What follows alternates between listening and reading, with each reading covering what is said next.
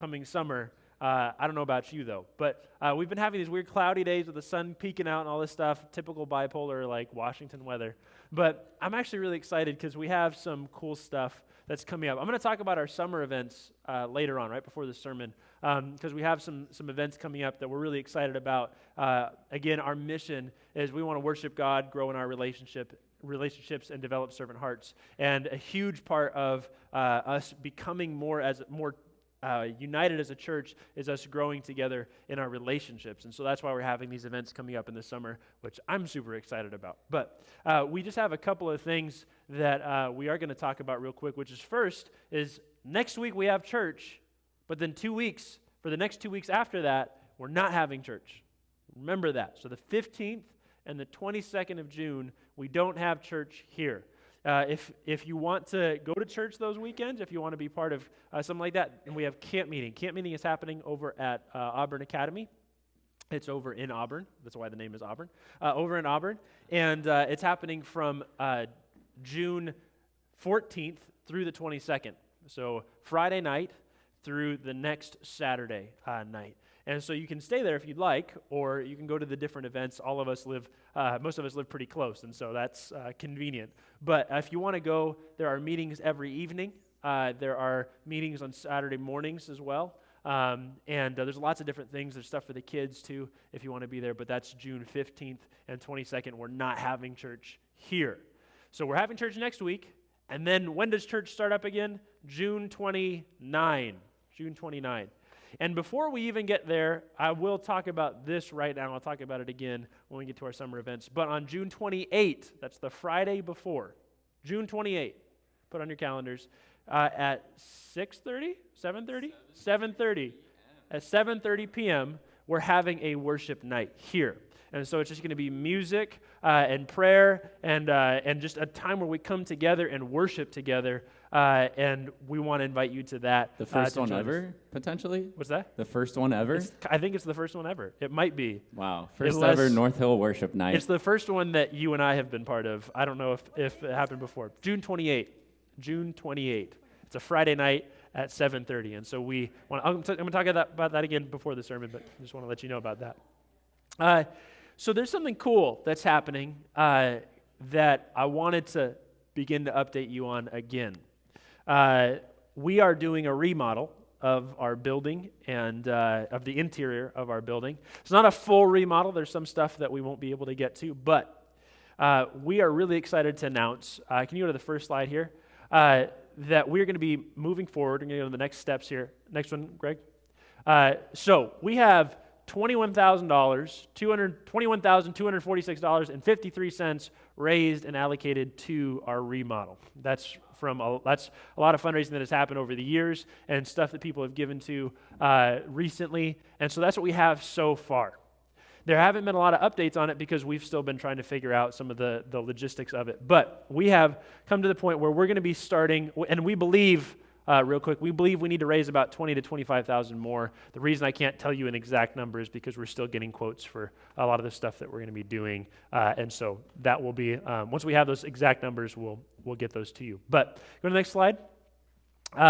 We're going to do a part 1 and a part 2 of our remodel. They're hopefully going to happen here in the next few months, but they're just going to be 2 distinct phases, if that makes sense. The first part of our remodel is going to be our paint, our carpet, and the wood trim around the doors and along the floor. So it's those 3 things. We should have the money already raised to be able to just go ahead and start that. So we're getting bids in. We're waiting for bids from paint and carpet, and then we'll get the trim, and then we'll know exactly what we're going to be doing. Hopefully that'll happen within the next month and a half. So you might come into church one day, and all of a sudden it's going to be a completely different color. It's going to be all hot pink. So if you just wanted to. We're just trying to jump ahead a few years to catch up, like in case in like 10 years hot pink is the thing. So just know that we may even have to raise a little bit more money before we can do all of that, but we're just waiting for quotes to figure that out, and we'll let you know when we know. The other big thing is after that. What's after that? Remodel part 2. So as you donate from now on, hopefully, once we know part 1 and what it will cost, we'll know a lot more things for sure. But after this, pretty much everything that we're donating from here on out goes to things like we're going to be mounting new speakers. These are not able to be mounted, so we have to get new speakers and mount them here. We mount them here in the center and getting them all EQ'd and mixed so that it covers the room well, and so you're not getting blasted and you're not hearing things. So that's the hope, at least. Adding some stage and overhead lighting so that some of the stuff around here, we're going to be moving some of the lights up here, and then doing lighting, some of these different fixtures and stuff like that. All this different stuff. Furniture for the lobby and some of the rooms. And we're going to hopefully expand the screen here out a little ways and some of that stuff. And so a lot of that will be coming after that. And so once we paint, trim, all that stuff, that'll be the major kind of visible stuff, and we're going to be doing some stuff after that too. So as we get to that phase, we won't be talking about that a ton yet, but we will be getting to that phase here in the next little ways. If you want to support, you can give to, it's called Building Fund. That's the basic thing that we're titling it. Building Fund, you can give online. Go to nhaf.church. That's our website, nhaf.church. You can go there and then go down to the bottom. There's a giving portal, and then you can look on that giving portal, and it should say Building Fund. And then you can also give in tithe envelopes. There's some tithe envelopes in the aisle chairs here. You can pull one of those out, write your name on it, write money to the Building Fund, and you can give from there. I just want to say this, okay? As we're fundraising for this, this is, how do I put this? What we're asking is that you don't stop giving to other things, to what you're regularly doing, but whatever more you can give. And the reason that we say that is because this is something that we truly believe is going to be really exciting for our church and an awesome step forward. However, this is something that ultimately, and I have to be careful here, ultimately isn't something that has to happen right now. However, we want to continue doing ministry. We want to continue to be able to function as a church. So I would rather have you continue to give and then give whatever extra you can to something like this, because we do want to see this and we're super excited and I'm ready to go. But we want to do ministry first and foremost. Does that make sense? And so that will always be our first goal. If we didn't have a building, that would be our goal, right? So it doesn't matter that this is not our priority, though it's something super exciting that we get to be part of. And so if you do want to give, that's the way you can give, online and tithe envelopes. But today, our loose offering is going to our local church. So this just means it's going to our church budget. If you want to give intentionally to our building, our remodel, that's where you can give online on those tithe envelopes directly to those things. But today, it's for our local church ministries. So if you want to give, we'll have our kids take up the offering. And kids, you can go ahead and do that now.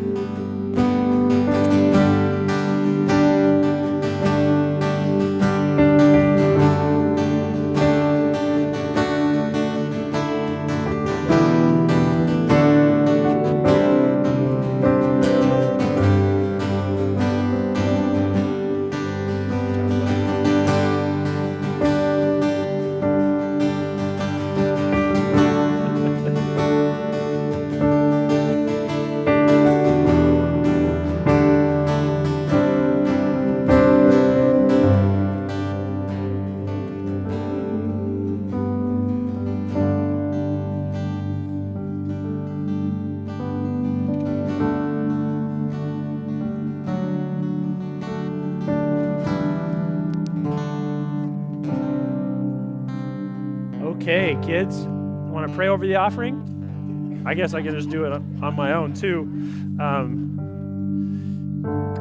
Cool. Thanks, Lily. Want to hold this for me? Want to sit right here? Let's just sit here and pray. Does that sound good? Cool. Lord, we are so grateful and so in awe that you take such good care of us. You want to take a seat? Nope. Okay. We're just in awe that you take such good care of us. We love you and we thank you that you have given us not only the ability to survive and function in this world, but also a place in which to worship. And so we want to give to you because we believe that you can do more with what we give than what we keep to ourselves. Just continue to bless and guide our church as we move forward and help us to make an impact on the world around us. In your name, amen. Thanks, Lily. Real quick, I totally forgot. Laura, why don't you come on up? Laura was going to make an announcement about health ministries.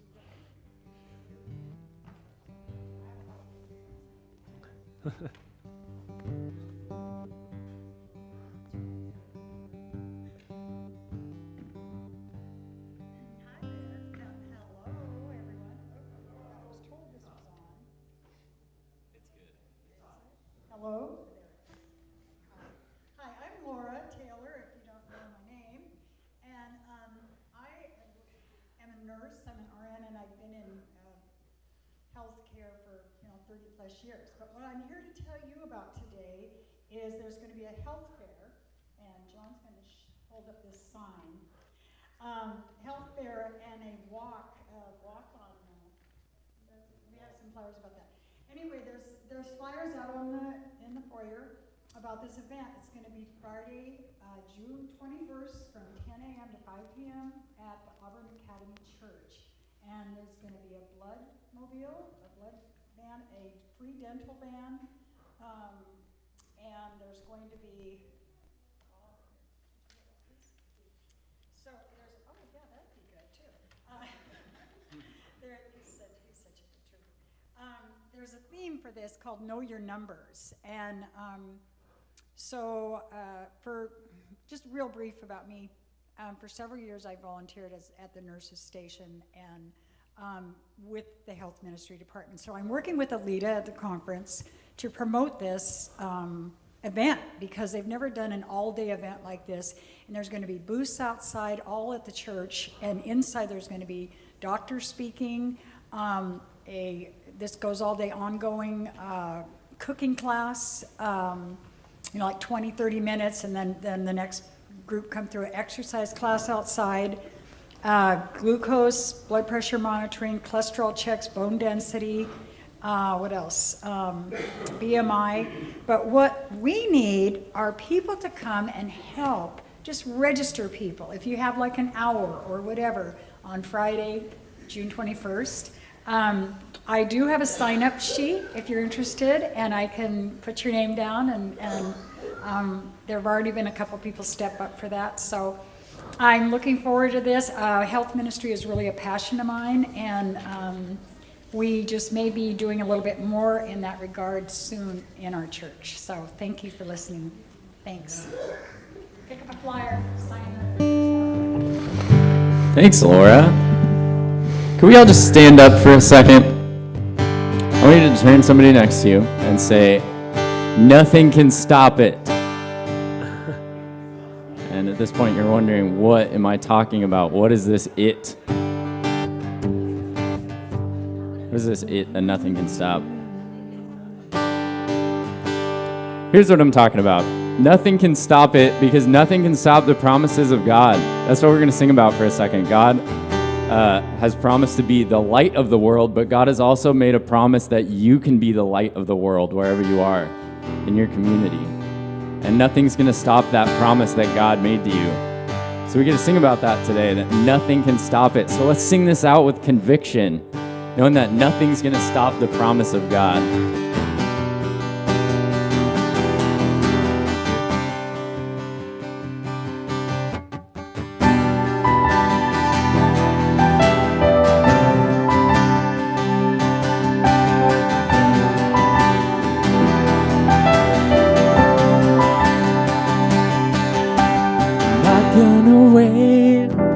Wait for the walls to fall, 'cause I know a name that will bring them down. got a praise waking within my soul, and I'm not ashamed to declare it now. Light of the world, trample the darkness. Nothing can stop it. You are the God of the promise. Every word will be accomplished. Nothing can stop it. You are the God of the promise.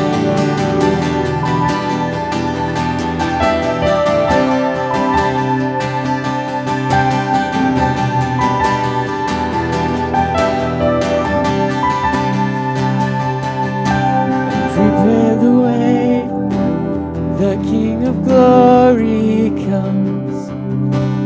Before his name, every fear must bow. So throw off your chains, 'cause Jesus destroyed them all. And up from the grave, he's with us now. Let's sing Light of the World. Light of the world, trample the darkness. Nothing can stop it. You are the God of the promise. Every word will be accomplished. Nothing can stop it. You are the God of the promise.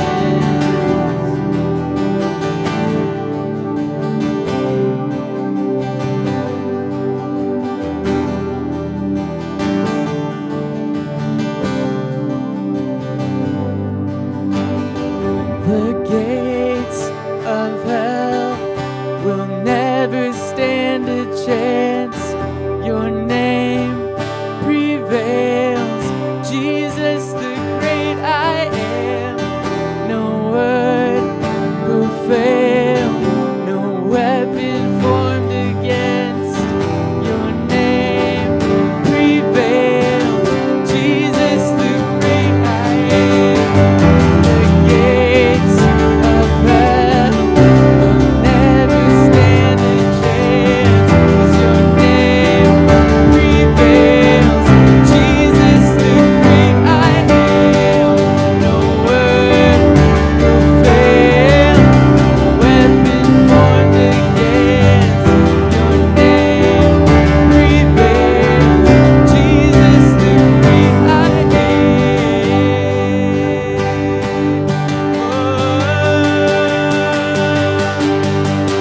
The light of the world, trample the darkness. Nothing can stop it. You are the God of the promise. Every word will be accomplished. Nothing can stop it. You are the God of the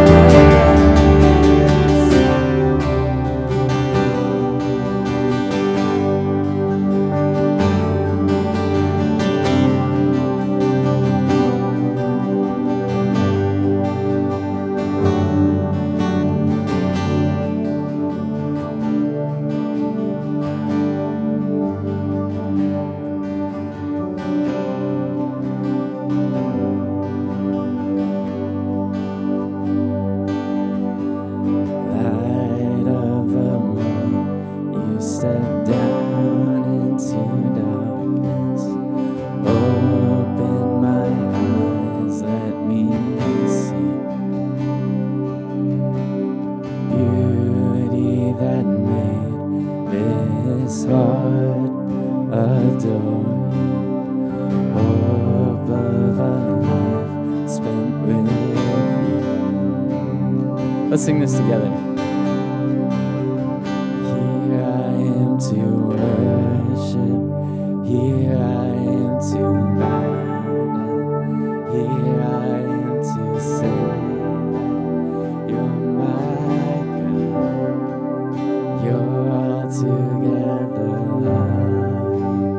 altogether worthy, altogether wonderful to me. King of all days, so highly exalted, glorious in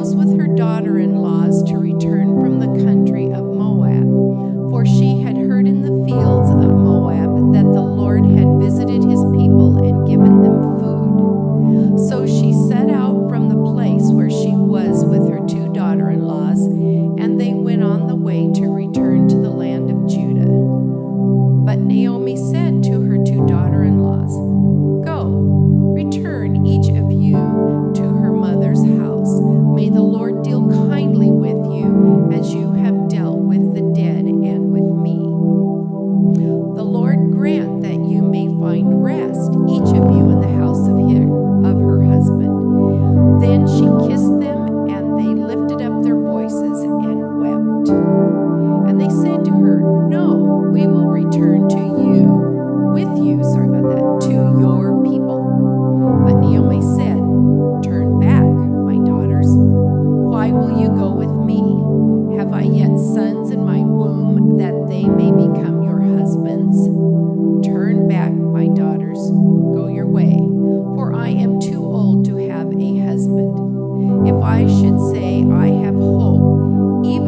I should have a husband this night and should bear sons.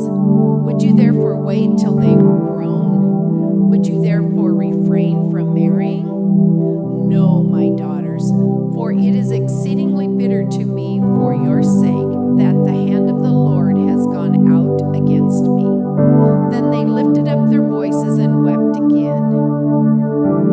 And Orpah kissed her mother-in-law, but Ruth clung to her. And she said, "See, your sister-in-law has gone back to her people and to her gods. Return after your sister-in-law." But Ruth said, "Do not urge me to leave you or to return from following you. For where you go, I will go, and where you lodge, I will lodge. Your people shall be my people, and your God, my God. Where you die, I will die, and there will I be buried. May the Lord do so to me, and more also, if anything but death parts me from you." Shall we go ahead and bow our heads for prayer? Our Heavenly Father, I want to thank you so much for this beautiful Sabbath day. Thank you for the thin cloud cover that's keeping the temperatures down and not soaring up to 90. Also, Heavenly Father, I want to ask a blessing on everyone that's here today. Ask that you come close, be with those who are sad, be with those who may be having health issues, and Heavenly Father, for those that are happy, ask that you please, Lord, come close to all of us, because it's your love and your peace that sustains us all. As Pastor Jesse speaks, Heavenly Father, please anoint his words, that we can also gain from what is coming out of his mouth. May the Holy Spirit be right behind it. Want to thank you for everything that you have done and for your love. In Jesus' name, amen.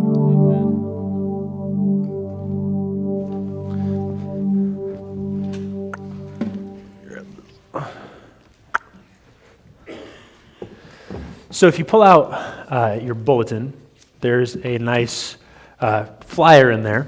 It says Summer Events. I want you to pull that out real quick before we get to the sermon, because I'm super excited about this. We have 3 major events that are happening this summer that I want to invite all of you to. They're on the front page of that flyer. There's 3 major ones. The first one is our potluck. We have 2 potluck weeks, but we're going to make them something bigger, okay? July 20 at Barbara and Jim Risky's house is going to be a barbecue. And it's going to be a potluck, so we'll have more info as we get closer to that date. But it's going to be at their house. Put that on your calendar just right after church. We'll head over there and we'll enjoy some food and some time getting to know each other better. We have a couple of activity things planned so we can connect more as a church.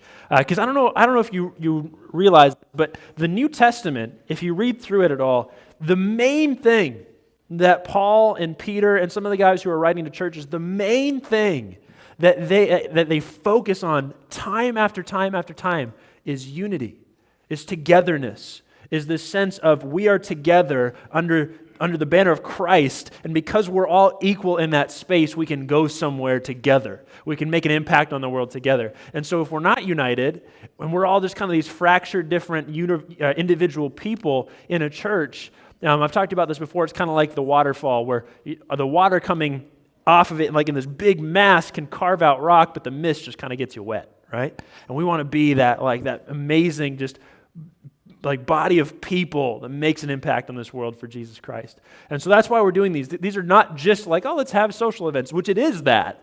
But it's also that we know that there's a spiritual battle happening in this world which wants to divide us and make us all separate individuals so that we can't make the impact on this world that Christ wants for us. So that's one event. Second one is we're going to do a lake day. I don't know how many of you know Dieter and Nicole. They live on Lake Tapps. There's a park nearby that they have graciously said, we want to host an event. And so this is for everybody, but especially I want to invite you, those of you who have kids and all of that too, because it's going to be swimming and all that stuff. We're going to have a boat, maybe, hopefully even a second one, jet ski, all those types of things. It's going to be a lot of fun. You can go inner tubing and you can just break, or you can tear every muscle in your body while you're doing it. It'll be a lot of fun. And so that was the weird thing to end having a lot of fun on. But yeah, that's the exciting thing for me at least. But that did not translate to PowerPoint well. It looks different on when I actually, anyways, yeah. But so that's the second one. The third one is a barbecue potluck here at the church, and we're going to be having an event afterwards and enjoy time together. We'll have more information on that as we get closer to that as well. But we want to have a bouncy house, lawn games. Guys, you can maybe bring your Model T, John. You can bring that. Any other old cars you got, type of thing. As long as it's not going to break apart on the way here, hopefully. So I know Gene's got a car. I know you guys have one too. Whoever wants to, we're just going to have a fun potluck. It'll be kind of our day that we're really going to encourage you to invite friends and people in your community too, so that we can enjoy time together. So those are the three major ones. On the back sheet, and then we don't have a slide for this, and that's on purpose. On the back sheet, there's some individual events. The first one you're going to see is there's a worship night happening on June 28th. Matt's going to be leading out with that. We're just going to be leading out on that with our music team, and so that'll be a night of worship for us to just to join in as a church. There will be hiking opportunities. We want to do like a midnight hike. That was an idea that Barb had. And what's cool about the weekend, we're doing that, hopefully if it's nice weather, there's a meteor shower every year in that period of time. We can't go to the actual day that it peaks, but you can go and it should see some meteors out there. Different things like that. There's a couple women's ministries events. The men's group is planning one. And so we'll be announcing those things as we get closer to those, but I want you to look at it and recognize like, hey, we got some super exciting stuff happening. And I know you can't make it everything. I know that summer is happening. I get that. But I truly believe this. I'm going to say it one more time. There is a spiritual battle happening in this world, which makes us all these individuals. And we come here to hear a sermon and maybe sing some songs, then we go back to our individual lives. While that's true and should continue to happen, if we're not together and united as a body, then we can't make an impact on this world, I think, as Christ truly wants to through us. And so that's why we're doing this. And I want you to remember that as you think about being at those events. But we are in the middle of a series, in the third week of 4, called Writing Your Story, Leaving a Meaningful Legacy. It's about the fact that, hey, we're writing a story with our lives whether we know it or not. Our lives are telling a story right now in this time. What story is it? Is it the kind of story that you want your life to be telling? Because if it's not, then how do you change it? And so the first week we talked about stay. Last week we talked about stop. Or first week we talked about start, and then it was stop, and now it's stay. And I'm going to be recapping some of that as we go along. But have you ever had a project in your home that you started, but you didn't finish? Wives, don't look at your husbands. Husbands, don't look at your wives. Look up, down, away from them, because I know you have a list. I know there's a bunch of stuff that you probably have started but haven't finished. My wife and I, we bought a house. We bought our house, and we decided before we moved in, we wanted to paint it all. Right? Because it's just way harder to paint around stuff, right? So let's just paint the entire thing and then move in.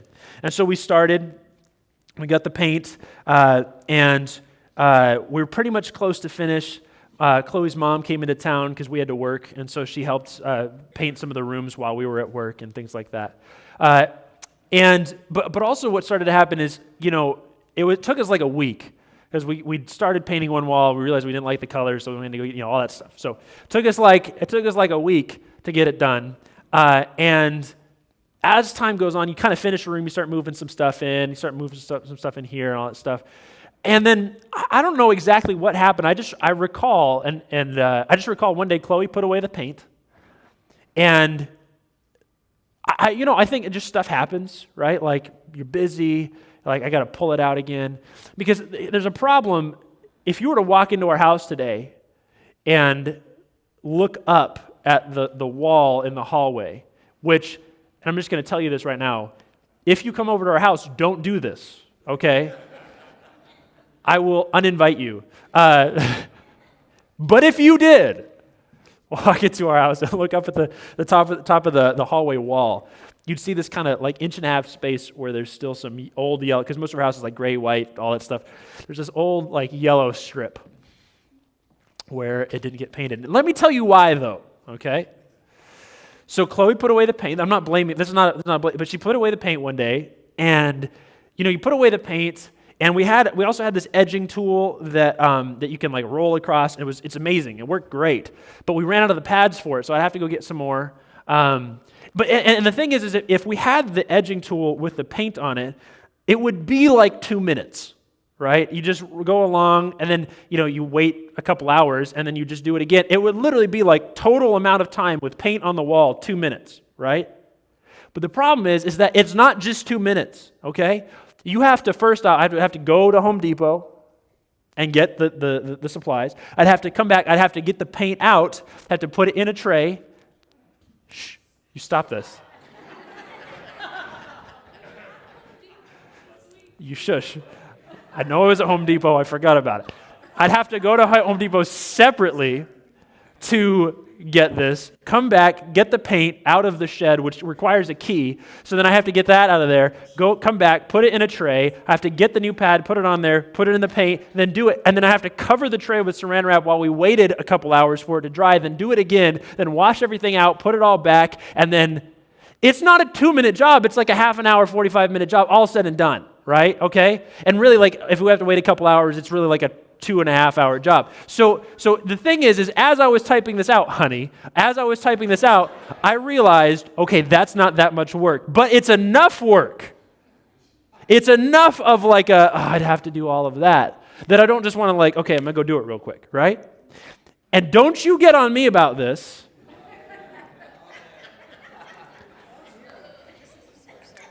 Because I know that there's some projects around your house that you haven't finished yet too. But it's hard. It's hard to stay the course, right? It's hard to stick with it. Sometimes you stop, and then it's hard to start again. It's hard to stay the course.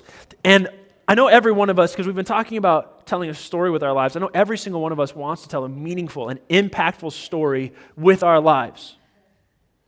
But we can all admit that there's stuff in our lives, there's a lot of unfinished projects in our lives, a lot of incomplete seasons where we jumped the gun because we thought the grass would be greener somewhere else. Unsuccessful battles against addiction because we stopped fighting and we got complacent. We stopped believing we were addict, we stopped and we got complacent. Unhappy marriages because we stopped investing in our relationships and we slowly kind of fell out of love. Unfulfilled dreams because things got too hard and we started to get discouraged. And it's hard, all of these unfinished projects in our lives. But I want to tell you something today, okay? I want to tell you that God can write a powerful story with your life. That a year from now, He can dramatically change the story that your life is telling. That in 10 years from now, you can make more of an impact on this world than you did with the rest of your life combined. I believe that. I hope you believe that about what God can do in your life. But in addition to starting small, that's what we talked about the first time, starting small, starting some habit, something small that God can build on. Because a lot of us we're just waiting for something to happen, for life, for the circumstances to align themselves just right so that, and God's like, no, just step out, just start small, just start something small. So in addition to that, we also have to stop. That's what we talked about last week. We have to stop and recognize, I'm doing something right now, and if I keep doing it, what will my story be in 10 years? And is that the story I want to tell? And a lot of us have some stuff that not only do we have to stop and think about what it's going to do, we have to stop and ask ourselves those questions, we also have to stop some things in our lives because those things are going to prevent God from being able to tell the story with our lives that He can tell.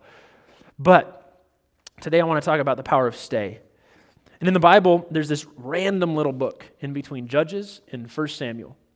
And in Judges, it's this awful story, awful series of stories about how the people of Israel choose things other than God, and it goes horribly wrong. Brutal, awful story. And then in 1 Samuel, it's about this guy, prophet Samuel, kind of recovering from the period of the judges, and then they have their first king named Saul, but he doesn't do well, but then it's the story of David, and David's like the ultimate awesome king. Yeah, he makes some mistakes, but he's known as the man after God's own heart. So those are the two things that are on either side of this tiny little random 4-chapter book, this story called Ruth. And the story starts, and Nancy kind of led us through this a little bit. Story starts with this Jewish couple, this Israelite couple named Elimelech and Naomi, who have 2 sons. They live near this town named Bethlehem. If you recognize the town of Bethlehem, it's because it's where Jesus was born later on, and that's part of the story, though I don't have time to get to it. Unfortunately, there's this famine. They can't find any food where they're at. And so Elimelech and Naomi decide, okay, we have to go somewhere else. But the problem is that they go to a place called Moab. Moab was a foreign nation. It was a traditional enemy of the Israelites. And God was very clear with the Israelites, don't intermarry with people around you. And the reason he says that is not because God hates love, is because God recognizes that if you were to fall in and be influenced by the people around you, by their gods, by their values, by a lot of their destructive tendencies, if you're influenced by them, it will dramatically destroy your own culture, and you won't be that light on the hill. You won't be the people, the salt of the earth. You won't be any of that to the people around you, because you're going to just become like everyone else. So that's why he says it. But Elimelech and Naomi feel like they have no other option. They go to Moab. When they go to Moab, their 2 sons get married to 2 women, Orpah and Ruth. Unfortunately, within a year of them being there, Elimelech, the dad, husband of Naomi, passes away.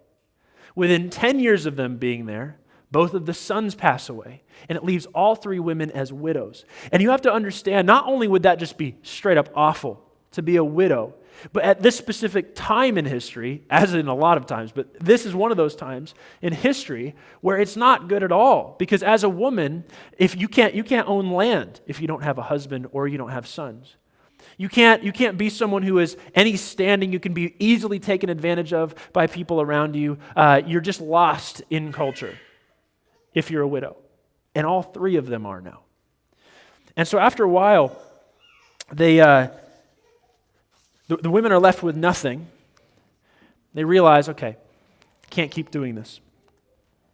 So Naomi decides that she has nothing here anymore, and she's been working in the fields, and she's like, hey, I've heard that back in my own homeland, there's food again. The famine's over. And so she decides to start traveling. Well, Orpah and Ruth, they're like, well, we don't have anywhere else to go, so they start traveling with her. Along the way, we'll just read the story because I think it's a beautiful story. Ruth chapter 1, verse 8. But Naomi said to her 2 daughters-in-law, go return, each of you, to her mother's house. May the Lord deal kindly with you as you have dealt with the dead and with me. And the Lord grant that you may find rest, each of you in the house of her husband. And then she kissed them, and they lifted up their voices and wept. And so there's this point where it's like, okay, so stop here. You go home. You go home. Go back to your own places. You don't have anything with me. But then they're both like, and they said, no, we will return with you to your people. But Naomi said, turn back, my daughters. Why will you go with me? Have I yet sons in my womb that they may become your husbands? Turn back, my daughters. Go your way, for I am too old to have a husband. If I should say I have hope, even if I should have a husband this night and should bear sons, would you therefore wait until they were grown? Would you therefore refrain from marrying? No, my daughters, for it is exceedingly bitter to me for your sake that the hand of the Lord has gone out against me. Then they lifted up their voices and wept again, and Orpah kissed her mother-in-law, but Ruth clung to her. And you get this impression that Orpah has now left, because this is what Naomi says next. And she says, see, your sister-in-law has gone back to her people and to her gods. Return after your sister-in-law. But this is what Ruth says, okay? But Ruth said, do not urge me to leave you or return from following you. For where you go, I will go. And where you stay, I will stay. Your people shall be my people, and your God, my God. Where you die, I will die, and there will I be buried. May the Lord do so to me, and more also, if anything but death parts me from you. And when Naomi saw that she was determined to go with her, she said no more. Have you ever felt like you had a plan and a direction in life? You had expectations and dreams, but then all of a sudden it just feels like those aren't ever going to happen. Either the rug gets pulled out from under you, everything is fallen apart, or maybe it's not even that everything's fallen apart, but like everything just got hard all of a sudden. You start to get discouraged, frustrated, like maybe you're going to finish a degree, but there was that one class. There was just that one class you didn't finish.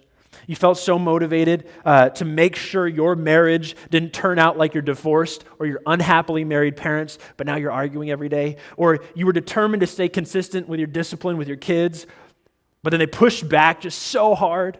Or you were so stoked about your job, but it just wasn't everything you hoped for. And this is what happens to us. And when this happens to us, we tend to take the Orpah route. We get to the end of the quarter after that terrible, awful class, and we never sign up for classes the next quarter. We just stop. We're unhappy in our marriage, and we're not going to get a divorce. We know that was never in the plans. I'm not going to do that. But we mentally check out. We focus on our kids or our work instead of our spouse. Instead of staying consistent with the new form of discipline for your kids, you just kind of stop and go back to how it was before. The job doesn't satisfy us, so then we take another one, and then a few months later we're not happy, and so we start looking again. And this just kind of tends to be our thing. But what I find interesting is that taking the Orpah route, where she goes back to her family, back to what she knew, back to the old way of doing things, taking that route isn't wrong. It isn't wrong a lot of the time. Because, recognize this. Naomi is right. What could there possibly be for Orpah if she continued to go down this route? She's going to go to a new land, not know anybody. She's not going to have a husband. She might as well just go back. She might as well, it's discouraging. It's frustrating. Everything in their life hasn't gone the way they expected it to. I'm going to just go back. And so she does. I'm just going to go back. I'm going to forget about the whole misadventure. And no one would condemn her for this. But can I say something to you today? There's a reason that this book is called Ruth and not Orpah. There's nothing wrong with the fact that Orpah went, but there's a reason that Ruth is in the Bible and Orpah is a footnote. There's a reason that someone else's marriage is being celebrated right now while yours is withering away. There's a reason why that other person's story is one of a joyful and satisfied life, and yours is one of anxiety and stress, because there's something that they're doing that you might not be doing. And this is what I'm going to say, and this is my first point today. It's staying planted. Stay planted. Here's what I mean by this. When you have a plant, I know it seems like I'm switching gears, but follow me here. When you have a plant, there's this basic level truth. It will only grow if it's planted. Like when you pull out weeds, one of the most satisfying things about pulling out a weed is when you pull it out, roots and all, you're like, you're done, right? You're never coming back. Like other ones will come back, but you're never coming back. That's what's so satisfying, because when you pull it out, it's not going to grow anymore. And what happens with some of us is that we get planted somewhere. Maybe we planted ourselves somewhere in our marriage, in a job, in a relationship, in a church, and we're happy for a while. And when you plant something, it's exciting. Chloe planted some bushes recently in the front of our house, and I was like, oh, cool, they're going to start growing and all this stuff. But what's kind of funny about plants is when you plant them, okay, they're gonna grow, they're gonna bloom, they're gonna be everything they're supposed to be. And often nothing happens for a while. You're just kind of like, well, that was useless. What happened? I know it will someday. I think it will someday, but maybe it's the soil. Maybe it's something, it's just not growing. It hasn't bloomed yet. I don't feel satisfied yet. I don't feel like my spouse really understands me. I don't feel like I'm fitting in at work. I don't feel like my life is making a difference. I'm not motivated. I'm not excited about going home because they're just going to be negative with me. I don't want to keep going to church because it's just too early and I don't know anybody. And what we start doing is we start blaming the soil. We start blaming that we're not in enough sun. We don't have enough rain. We don't have enough water. And so what we often will do with our lives is we'll pick ourselves up and we will go plant ourselves somewhere else with better soil, with seemingly better sun, more water. I'm going to plant myself somewhere else. I'm going to do this because it just makes more sense for me. And I totally lost my place. But we get another job, we mentally check out of our marriage with our phone or our TV, or we pour all of our attention to our kids. We stop the budget because it's too hard and it doesn't seem to be making a difference in our finances. We stop reading our Bibles and praying because it doesn't seem to be making a difference after a few days. So let me just go plant myself somewhere else. I'm gonna do something different. Instead, this whole thing with Jesus isn't working, so I'm just going to keep doing my life over here. I'm going to uproot what I was starting. I'm going to move over to something else. But the thing is that if we keep uprooting ourselves and replanting ourselves, it initially feels better. Like the sun is better in the spot. People love me so much more at this job. They're so much more appreciative. Like this is working so much better than the last thing I was doing. And the instant result feels great. But often, then that thing will just turn sour again. Something else will happen. And then we get frustrated. And then we go and look for another instant. I'm going to uproot myself. And, that habit didn't work. I'm going to just try something different over and over and over again. Maybe I just won't try anything at all. We uproot ourselves. We plant ourselves somewhere else. And the instant gratification is great. But let me tell you something. That if we keep uprooting ourselves over time, it just stunts our growth. If you keep uprooting a plant and putting it in different places, it never settles. It won't grow. Sometimes it does require some uprooting. We're going to talk about that next week, about go. But today I want to talk about the fact that if you keep uprooting yourself, it's going to stunt your growth. And I want to tell you something. And I want you to write this down. You got a note sheet in your bulletin. If you want to write it down, I want you to write this down. That God isn't in the business of instant results. He's in the business of long-lasting impact. God isn't in the business of instant results. He's in the business of long-lasting impact. If God was in the business of instant results, you'd have everything you want right now. If God was in the business of instant results, everybody would be healed. If God was in the business of instant results, everything would be... But the reality is that if God was in the business of instant results, you and I would trust in Him for the things that He can give us right now instead of trusting Him for who He is and what He can do in us, just given enough time and enough faithfulness. God isn't in the business of instant results. He's in the business of long-term impact. And the long-lasting impact isn't going to happen if you keep uprooting yourself. That was my thing in college and coming out of college, even into pastoring, is like, well, this place just doesn't get it. This thing doesn't work. All this stuff. And I just keep moving on and trying, mentally moving on to the next thing, even while I was still planted in one place. And let me tell you this, the only thing it ever brought to my life was frustration. The only thing it ever really brought to my life was just like, I'm not happy, I need different things. But the reality is that we need to stay planted, to stay present where we are sometimes. Because you keep thinking the grass is greener over there, but what if it's not? And what if it maybe is for a second, but you still got to water the lawn? And you didn't water the last one. What makes you think you're going to water the next one? Sometimes you need to stay planted in your marriage. You need to stay planted at your job. You need to stay planted in church. You need to stay planted in your relationship with God. That new parenting plan needs to stay planted. The new habit needs to stay planted. And it's so frustrating because I think for a lot of us, we're like, okay, I want that. I want my life in 5 years, in 10 years to be telling an amazing story because of what God is doing in it. But the problem is that my marriage... still, it's a struggle. How can I stay planted here when it feels like it's such a burden? How can I stay at my job when it feels like every day I'm trying to go, but it's exhausting and it's tiring and it's so discouraging? How can I stay planted? You want me, like I want God to make a difference. I want to see Him grow me. Because if I'm planted someplace, I can grow. I want that, but it just feels so difficult here. I don't see a future like this. And I'm sure that some of us are going through that exact thing right now. But let's get back to the story. Because here's Ruth. She's saying, Naomi, I was planted here and I'm staying planted here. I was planted with you.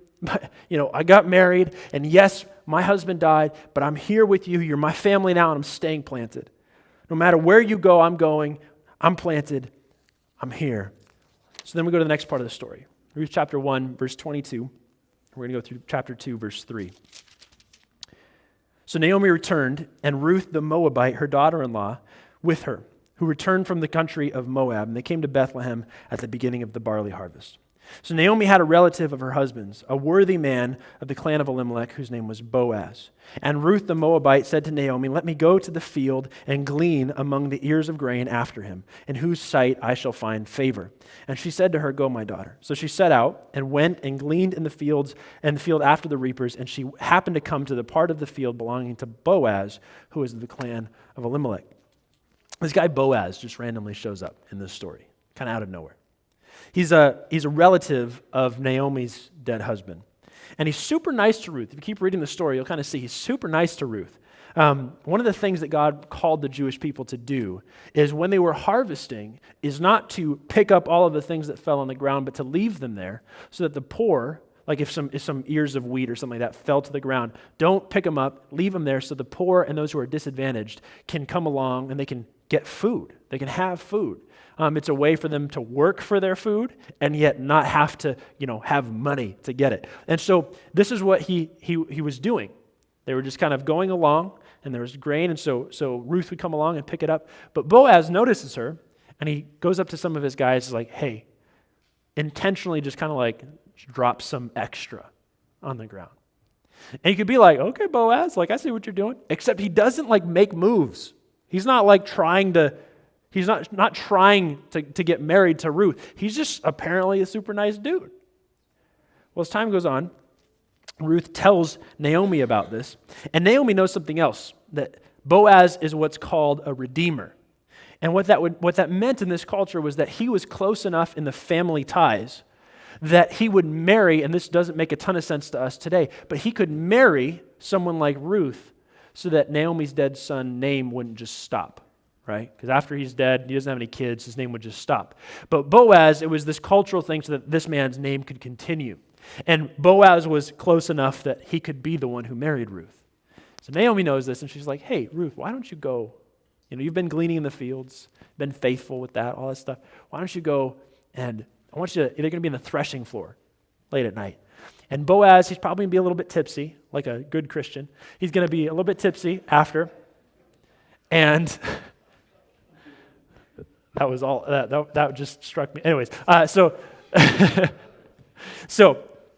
where was I? Okay, he's gonna be laying there. Why don't you go? I want you to uncover his feet, and I want you to lay down by his feet. And we're like, what in the world? It's another cultural thing. That what she was probably saying is, Boaz, I respect you, I trust you, and I'm putting my fate into your hands. And also, just blatantly, I want to marry you.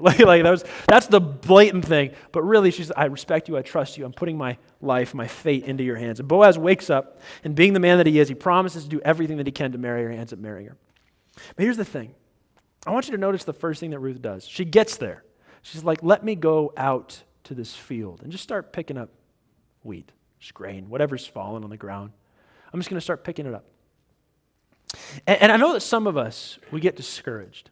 We get so discouraged because many of us get to this place where it's like, I'm planted, I'm here now, I'm married, I'm in this job, I have these kids, I started this thing, whatever it is, and we get to this place where we did it, we're planted now. But then we get to this place of discouragement and frustration because it's just not going well. It's not going as we wanted it to. How can I stay planted? Because it just sounds awful to stay planted like this for the rest of my life in an unhappy marriage, or dreading going to my job, or going to church that isn't meeting my needs.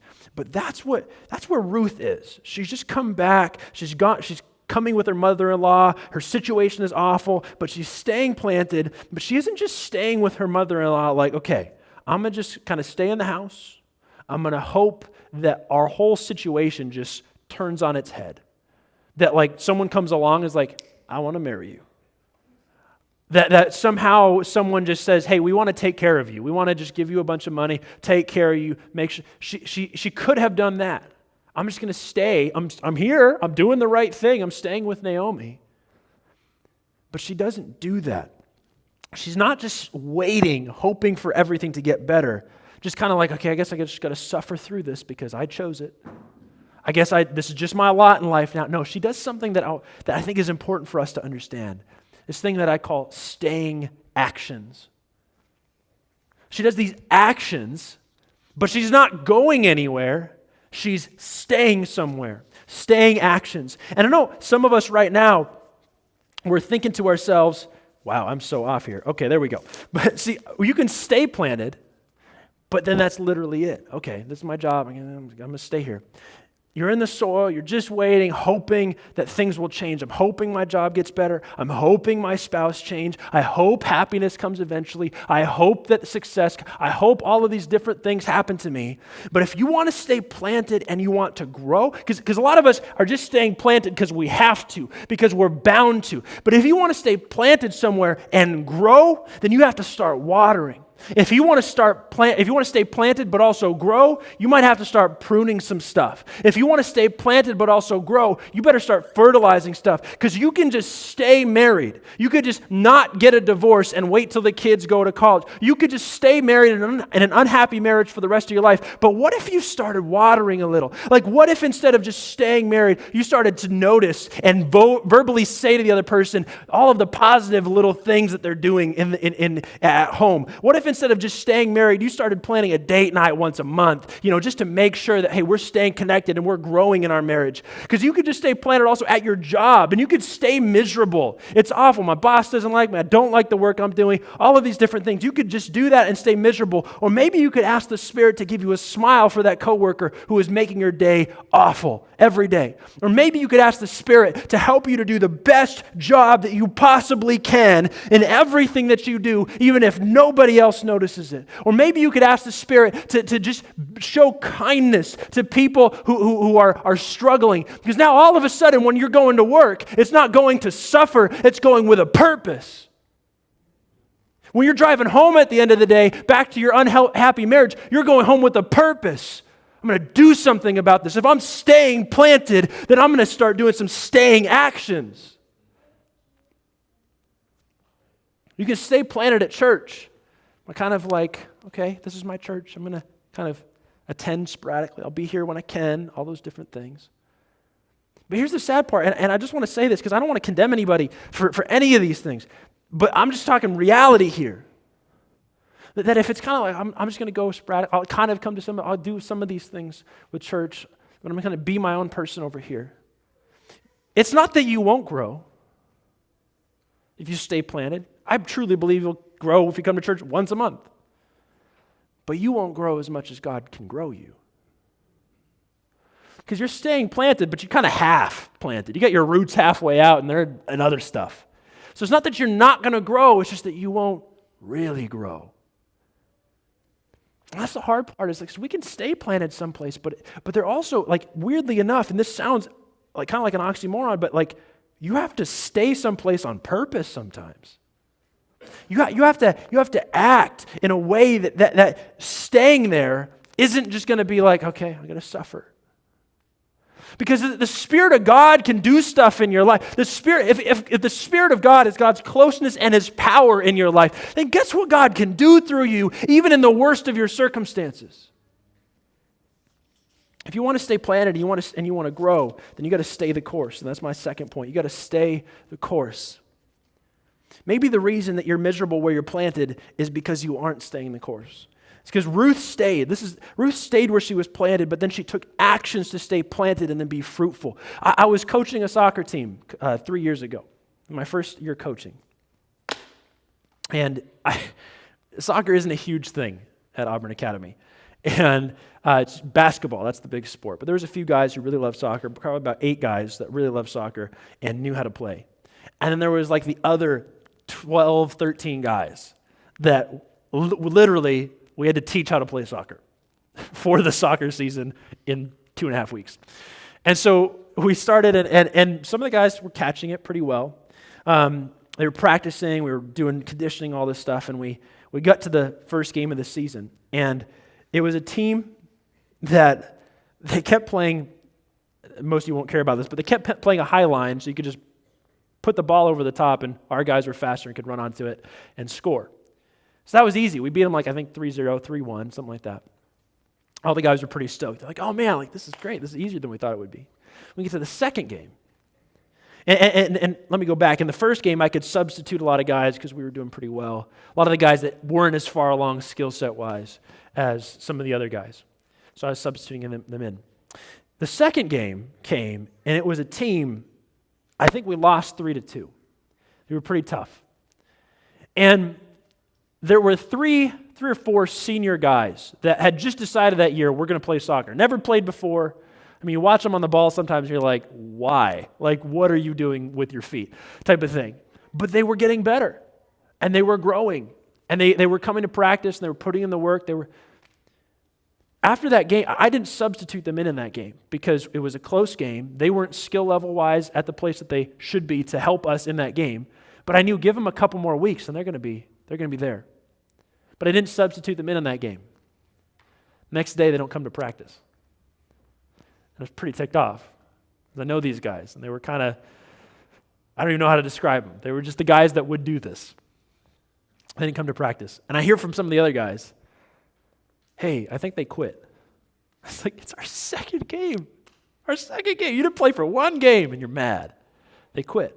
They show up half an hour late to that practice. But they're coming over. They don't have their cleats on. They don't have their gear. They have their basketball bags. They're going to go play basketball. And they show up. So I walk over to them, I'm like, hey, so what's the deal?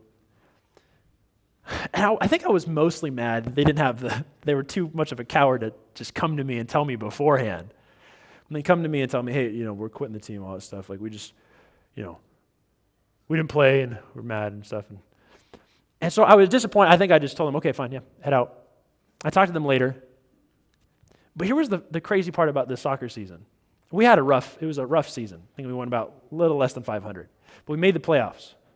And we won the championship. And those 4 guys could have been part of that. They, in fact, could have been pretty important members of the team had they kept going. Had they not only stayed planted, but come to practices consistently and built their skills up and built their conditioning up. They could have come to the end of their senior season, their one and only soccer season, come out champions. But they quit in the second game because they weren't feeling all of the right feelings. Because it got hard. Because they had put in the work and it felt unfair. I want to tell you this right now. Some of us are missing out on what God could do through us because we're not staying the course. Not only we're not staying planted, but we're not staying the course. Some of us have started things in our lives and we haven't finished them because it got hard. You started, said, I'm going to wake up earlier. You started and it got hard and you stopped. And so today you're still in the cycle of feeling like you never have enough time. Some of us started trying, I am going to say nice things about my spouse. I'm going to notice the nice things. And then for the next 2 or 3 days you tried, and every single time they were like, okay, thanks, whatever. And you got discouraged and you stopped. But here's the thing I'm going to say about that is, and this is my tendency, but if we stop so early because it's hard, what makes you think that somebody else is going to be like, oh, they're noticing me now, I'm going to be a completely different person? Well, sometimes we have to break stuff, and that's why God asks us to stay planted, but then to stay the course, not to just stay, I'm here, I'm doing the right thing, but to do staying actions, to move forward and say, okay, God, what can your Spirit do through me? How can I stay the course in this? Because I guarantee you start saying positive things and noticing the nice things about your spouse for a month rather than 3 days, I guarantee you'll start to see a difference in how they perceive you. If you start noticing something about someone at work and investing in them for a month rather than in the 3 days where they shot you down every single time, I'm going to tell you they're going to start noticing a difference. If you do it for a year, imagine the impact you can have. And that's the reality for us. We have to learn to stay the course, to actually stay in the place that we're planted, but not to just stay present, not to have our bodies there, but to actually be invested, to go to work with a purpose, to go to our marriages with a purpose, to go to do our habits with a purpose, because we know that if we stay planted and stay the course, that God can do something with our lives. God isn't going to show up in your life and be like, okay, we're not trying anything. Let me just dramatically shift your life right now.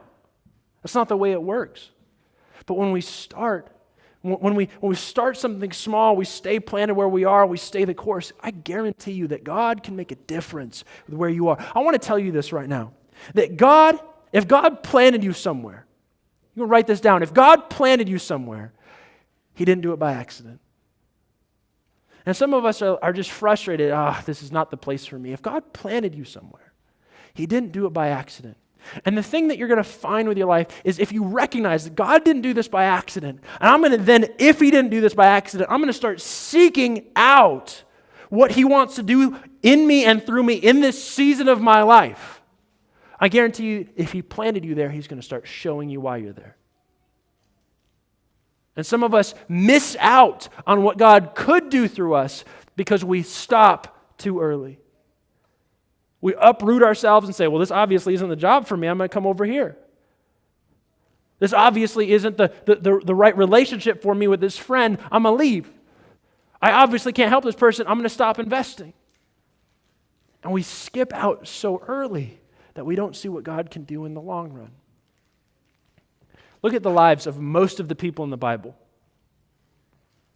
And you will see stories of God developing them over time. There's very few stories in the Bible in which all of a sudden everything changes for literally no reason. Because God is not a God who's often working in the instant impact.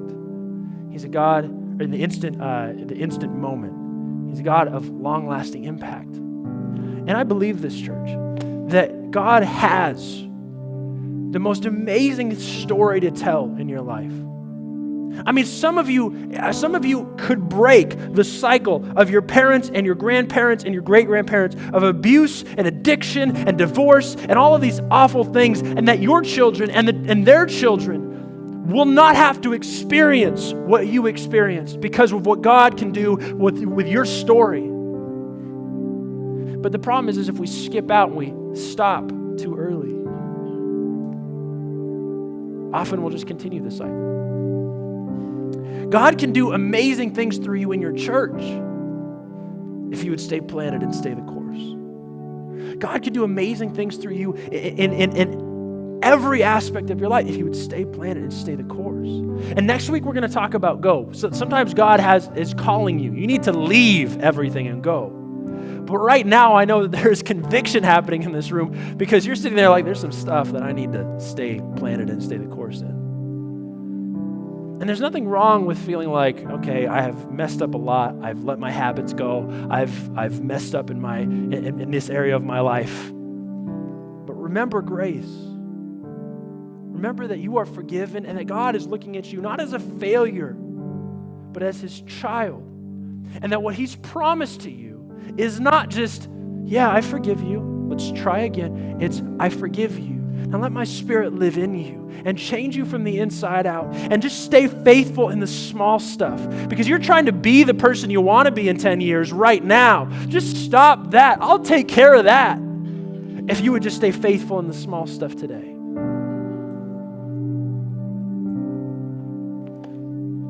The story of Ruth ends in a way that doesn't sound super impactful to us often because it's culturally just different. If you go to Ruth chapter 4, Ruth chapter 4, verse 13, it says, so Boaz took Ruth, and she became his wife, and he went into her, and the Lord gave her conception, and she bore a son. But then go to the last half of verse 17, and they named him Obed. He was the father of Jesse, the father of David. Remember David, that king? Ruth is his great-grandmother. David, the king of Israel, who brings the nation of Israel to maybe its greatest point.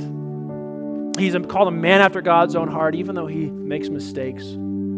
She's his great-grandmother. I mean, think about the impact that she had without even knowing it. And some of us want to know the impact we're having. And so we won't be faithful unless we feel like we're making an impact right now. But let me tell you this, that God can do more with your story in ways that you never hear of, that you won't hear of until the day that Jesus returns, than often you will experience in your life. Some of us, we're making choices right now, hoping, okay, how can I make an impact today? But some of you are making an impact on people in a negative way or a positive way that's going to reverberate for a long time. And I can tell you this, every single one of us wants to have an impact in a positive way. We want to impact this world for Jesus Christ. So that's a little bit of her story. But it gets even crazier for Ruth. It's kind of the last point we hear about her. Until Matthew chapter 1. Jesus has been born, or he's about to be born in Matthew chapter 1. And Matthew, who's writing to Jewish people who would know this, he goes to the genealogy, the family tree of Jesus, all the way back to like Adam. And guess whose name is in there? Ruth, in the family tree of God. I mean, what's so crazy about this to me is where did Orpah go? We see her mentioned like 3 times. But we see Ruth in literally the legacy of Jesus Christ. And I believe this, that God has a legacy for you to leave. He wants you to leave a meaningful legacy in this world. But don't skip out too early. You may have to stay faithful. Sometimes the greatest act of faith. Some of us are like, okay, I want to have so much faith, faith that could move mountains. And God's like, okay, you want to have that kind of faith? Just believe that I'm close right now. That's it. And just believe that when you go to work tomorrow with a smile on your face, that I'm going to use that in more impactful ways than you know of. And just keep doing that day after day after day after day. And you may not see the result. You may not see the impact. You may not see the change. But I'm going to do something with that smile. I want to have so much faith that people come to Jesus. Just have faith that when you just pray for somebody day after day after day. No one's going to see it. Nobody's going to know about it. And the only person that may change is you. But have faith. Sometimes the greatest act of faithfulness is the smallest things that we're doing. God wants to write a story with your life that's going to change other people's lives. And I believe He can do it through you, but you may need to stay planted and stay the course. Why don't we pray today? Lord, I know that one of the easiest things for me to do in my life is just to ditch when it gets hard. To say, this is too difficult, this is too frustrating, this is too hard, it's not going to work, the future is murky, it's not anything sure, so I'm just going to stop and do something that feels more instantly gratifying. I'm going to move to a new job, I'm going to move to a new way of thinking, I'm going to try something different, all of these things, and then I skip out on what you can do if I would just stay. Lord, teach me to stay. Teach us to stay. To believe that you have the amazing ability to make an impact in places we thought were completely dead and devoid of any hope of us making an impact in. Teach us to stay. So that the story that is written with our lives is one of your power, even in the most unlikely of circumstances. That you restored our marriage simply because we were faithful in the small stuff. That you helped change people's lives at our workplace simply because we were kind on a regular basis. That our kids grew up to be powerful people who serve you simply because we were consistent in the small stuff that wasn't fun. Lord, you can write a powerful story with our lives, and I just pray that you would teach us to stay faithful in the small stuff. Thank you, Lord, in your name. Amen. Could we stand again together as we sing?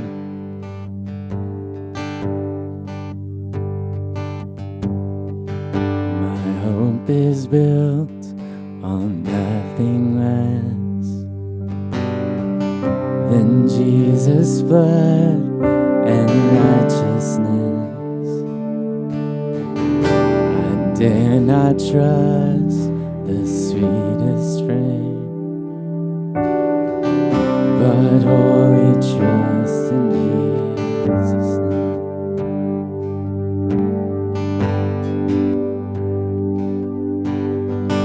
When darkness seems to hide His face, I rest on His unchanging every high and stormy gale. My anchor holds a view.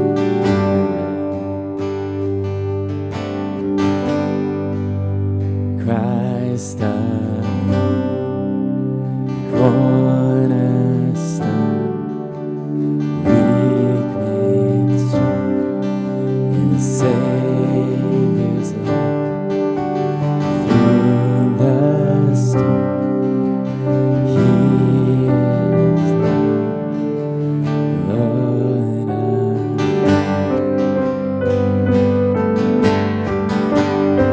When darkness seems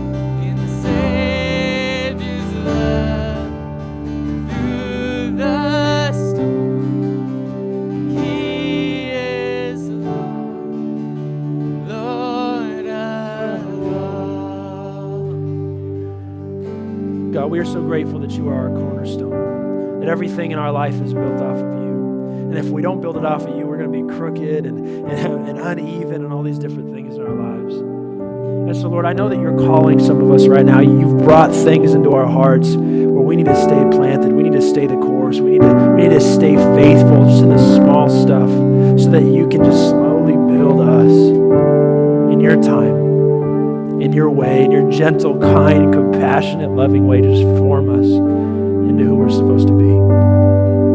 So if we need to stay, God, then teach us to stay. Remind us, gently prod us, and poke us sometimes if we're getting out of line. We're trying to jump to new places, replant ourselves, do all the things that we want to do so that we can grow. It's all about us.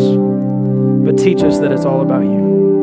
And if we would just let you be the cornerstone of our lives, and if we build off of that we're in pretty good hands. Thank you so much that you have called us, Lord. Let none of us walk away feeling like we're such terrible people, because all of us are in this together. We'll all do this. Let us walk away, though, knowing that you are full of grace and kindness and compassion. But you are not just full of those things, you are full of power. And that you can do an amazing work in our lives if we would but let you. Thank you so much. We pray this in the name of Jesus. Amen. We'll see you next week. We're going to talk about Go. If you want to sign up for the blood drive, right? Talk to Pretty in the blue dress back there. She can sign you up for next week.